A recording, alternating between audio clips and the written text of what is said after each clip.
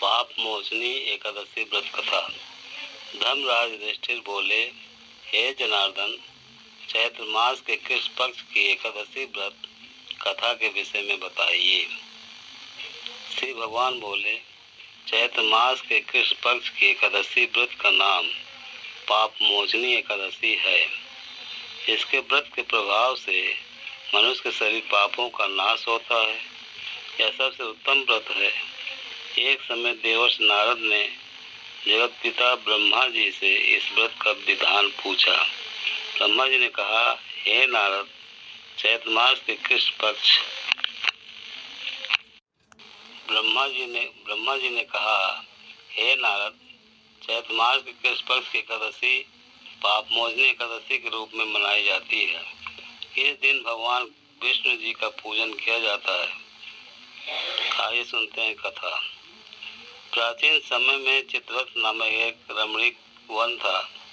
इस वन में देवराज इंद्र गंधर्व कन्याओं और देवताओं के साथ स्वच्छंद विहार करते थे।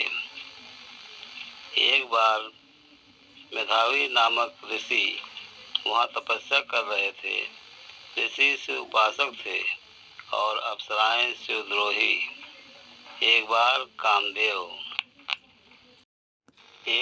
कामदेव ने मुनि के तप को भंग करने के लिए अप्सरा मंजुघोषा को मुनि मेधावी के पास भेजा।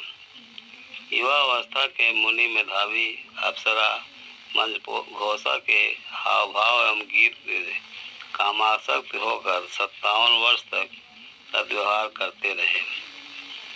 एक दिन मंजुघोषा ने मुनि से अपने देवलोक जाने की अनुमति मांगी। मुनि मेधावी को अप्सरा की अनुमति मांगने पर उनको आत्मज्ञान हुआ। हमें रसातल में जाने के लिए प्रमुख कारण मंजुघोषा ही है।